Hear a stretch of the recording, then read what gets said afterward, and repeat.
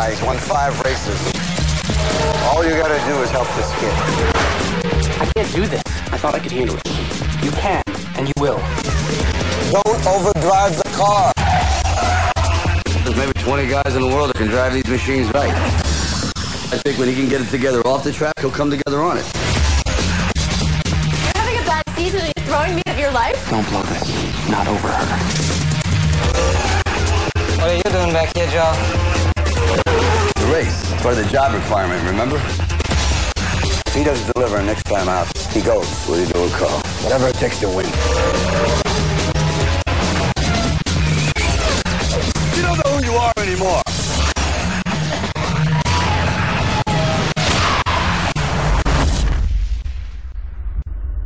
Winning's an attitude. You gotta ask yourself, is the pleasure gonna be worth the pain? Everyone falls down. It's just how fast you get up, right?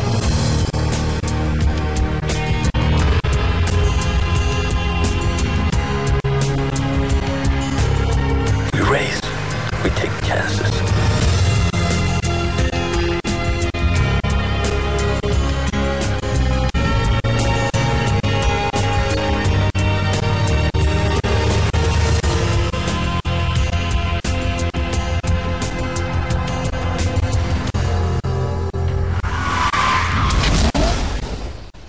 Bonjour à tous et soyez les bienvenus dans cette toute nouvelle vidéo d'État Critique. Aujourd'hui, nous allons revenir sur un échec, aussi bien critique que public, un long métrage qui devait relancer 2 carrières en perdition, celle d'une star en perte de vitesse et d'un réalisateur désavoué par la profession, mais qui aura malheureusement l'effet inverse, un film dont on étudiera les spécificités, mais qui doit être observé pour en rire, car désormais c'est sa seule fonction. Je veux bien évidemment parler de Driven, sorti en France le 11 juillet 2001 et réalisé par Renny Harlin. Qu'y a-t-il de plus tragique dans le monde du cinéma que la carrière de Renny Harlin? Un parcours fait de grandes victoires, une gloire aussi impressionnante qu'éphémère, puis des échecs, de très importants échecs. Renny Harlin fait ses premières armes en Finlande, son pays natal, où gentiment il imposera son style à la fin des années 80. Harlin rêve de gloire internationale et s'expatrie donc aux States, où il réalisera Le Cauchemar de Freddy en 1988, 4e volet de la saga Freddy Krueger. Son nom circule et derrière il signe Die Hard 2, 58 minutes pour vivre en 1990. Valeur montante du cinéma d'action, il atteint le sommet de sa carrière en 93 avec Cliffhanger, Traque au sommet. Et après, c'est la chute. L'île aux pirates en 95 coule la Carolco et Au revoir à jamais en 96 est un échec. Peur bleue en 1999 le remet en selle, mais pas pour longtemps. Driven en 2001, Profession Profiler en 2004, L'Exorciste au commencement la même année, Le Pacte du sang en 2006, Cleaner en 2008 et 12 Rounds en 2009 sont tous des échecs commerciaux. Son prochain film Dyatlov Pass Incident est prévu pour 2013. Au casting de notre film du jour, nous pouvons retrouver l'une des plus grandes stars que le cinéma d'action ait connue. Une gueule, une personnalité, l'incarnation de personnages aussi cultes que Rocky ou Rambo. Je veux bien évidemment parler de Sylvester Stallone. Malheureusement, à l'époque, à l'instar de Renny Harlin, les choses ne vont pas si bien pour l'acteur. Stallone joue dans Copland en 1997 et tente ainsi de prendre tout le monde de court en jouant un shérif fragile pour lequel il prend 20 kilos dans un thriller dramatique de grande qualité. Malheureusement, même si sa performance est saluée, le public, son public surtout, ne suit pas et Copland est un échec. La suite, c'est une traversée du désert pour le comédien. Driven devait marquer son grand retour. Nous verrons pourquoi ce film ne fait que plomber un peu plus sa carrière déclinante à l'époque. Notons que depuis, Stallone s'est largement refait une santé avec les succès de Rocky Balboa en 2006, John Rambo en 2008, Expendables en 2010 et Expendables 2 en 2012. À ses côtés dans Driven, nous pouvons retrouver Burt Reynolds, Kip Pardue, Stacey Edwards, Til Schweiger, Gina Gershon, Estella Warren et Christian de la Fuente. Sans transition, de quoi parle notre film du jour? Joe Tanto est une ancienne gloire de la course automobile. Il a arrêté sa carrière il y a quelques années après un important accident. Depuis, c'est la retraite, loin de l'effervescence des circuits. Un jour, Carl Henry, un vieux pote, propose à Tanto de sortir de sa retraite et de devenir le mentor d'un jeune poulain, Jimmy Bly, aussi brillant sur la piste que totalement imprévisible et incontrôlable. L'idée, c'est évidemment de permettre à Bly de devenir un grand champion en lui apprenant à avoir l'œil du tigre. Toute ressemblance avec un autre film ne serait que pure coïncidence. Écrit par Sylvester Stallone en personne, on aurait pu s'attendre à une variation du parcours sportif de Rocky dans l'univers de la course automobile. Au final, on verra que le cric artistique de Rocky ne suffira pas à regonfler ce film complètement raté du début jusqu'à la fin. Avant ça, revenons sur ses origines. En 1997, Sylvester Stallone assiste au Grand Prix d'Italie à Monza. Grand passionné de course automobile, Stallone annonce en conférence de presse à l'époque sa volonté de faire un long métrage basé sur les courses de Formule 1. Après l'échec public de Copland cette année-là, Stallone sait que ce nouveau film doit lui permettre de revenir sur le devant de la scène. Il va alors entreprendre des recherches approfondies sur l'univers survolté de la Formule 1, se faisant des amis comme le pilote Jean Alesi qui fera une apparition dans Driven. Finalement, quelques temps après, Sylvester Stallone est contraint d'abandonner l'idée de réaliser un long métrage sur la Formule 1. Les raisons de cet abandon sont encore assez obscures aujourd'hui. Certains disent que c'est parce que Stallone n'a pas pu avoir accès à des informations précises de certaines équipes sur certaines voitures à cause de la concurrence entre écuries. D'autres pensent que la FISA, la Fédération internationale des sports automobiles, aurait demandé une très forte somme d'argent à Stallone pour intégrer la discipline automobile dans son film. On ne sait pas, toujours est-il que Stallone doit se reporter vers un sport automobile moins connu que la Formule 1, le Champ Car. Pour Stallone, le Champ Car, ce n'est pas la Formule 1, mais ça fera l'affaire. Après tout, les deux univers sont assez similaires. À notre film du jour se joint le réalisateur qui a permis la résurrection de Stallone dans les années 90 avec Cliffhanger, Renny Harlin, qui traverse une zone sombre dans sa carrière après plusieurs échecs publics et critiques. Pour les deux hommes, Driven, c'est le film qui va les relancer.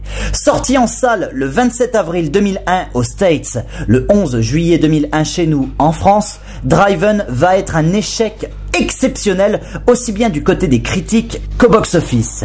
Et quand je dis échec, je suis encore loin de la vérité. Driven est un four de classe mondiale qui sera la risée du petit monde du cinéma en 2001. Doté d'un budget conséquent de 94 millions de dollars, il ne réunira qu'un peu moins de 55 millions de dollars de recettes partout dans le monde. En France, Driven ne réunira que 373 000 spectateurs, ce qui est un score très faible, l'un des chiffres les plus minables des films de Stallone exploités en France. Avec cette critique, on va essayer de comprendre de la façon la plus claire possible le bordel cinématographique qu'est Driven. Ouvrons donc tous ensemble nos esprits. Driven s'articule autour d'un sujet, la course automobile, qui fonctionne d'entrée de jeu à double tranchant. Soit ça plaît, soit ça ne plaît pas. C'est quitte ou double et c'est selon les préférences de chacun.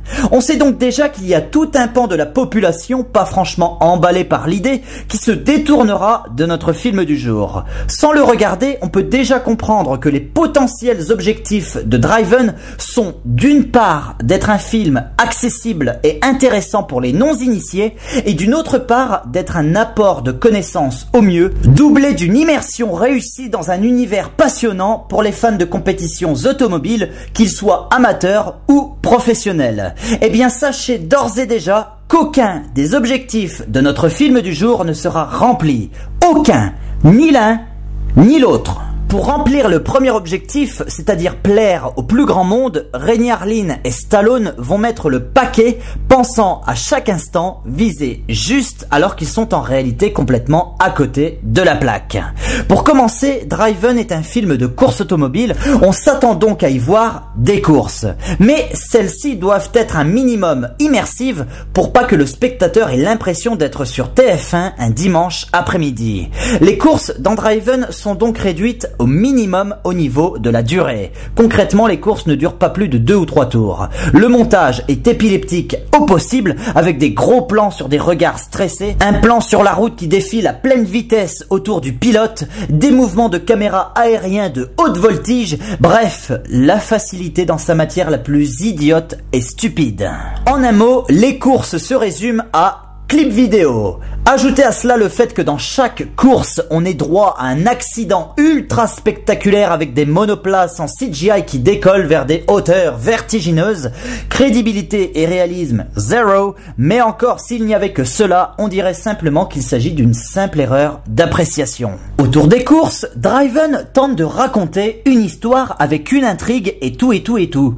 Cette composante du film, telle qu'elle est exploitée ici, est celle qui fera que les professionnels et les passionnés de course automobile vont pour la plupart s'enfuir en courant à la vue de Driven, se disant certainement que vu comment de simples personnages sont traités, il est inutile de savoir jusqu'à quel point notre passion pour les courses sera respectée ici. Et ils ont raison de s'enfuir. Driven bégaye une histoire totalement inintéressante autour d'un triangle amoureux formé par Pardue, Schweiger et Warren qui doit permettre au film d'avancer. Problème, les dialogues et réflexions, la complexité des personnages, leurs différentes psychologies et raisonnements quant à leurs conditions est du niveau d'une sitcom AB Productions, genre Les filles d'à côté ou Hélène et les garçons. Du coup, d'une, on n'y croit pas, 2, les personnages prouvent qu'ils n'ont aucun intérêt, et 3, cela a pour conséquence d'affaiblir particulièrement les enjeux divertissants du film. On a donc compris que Driven mise beaucoup sur le spectaculaire pour attirer le public vers lui, quitte à être le plus irréaliste et le plus ridicule possible. Le triangle amoureux, on a compris que c'était un prétexte pour que le film avance. Outre les monoplaces volantes pendant les courses, je me dois de revenir sur 2 scènes supposées spectaculaires qui m'ont particulièrement fait rire. La première, c'est celle où Stallone récupère des pièces de monnaie sur la piste avec les pneus de sa monoplace en faisant vroom avec sa bouche. Ça me fait marrer rien que d'y repenser.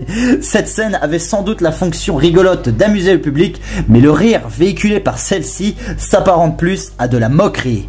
Et honnêtement, c'est justifiable. La deuxième scène, c'est la course-poursuite entre Stallone et Pardue en plein centre-ville de Chicago avec 2 monoplaces lancées à 200 km/h.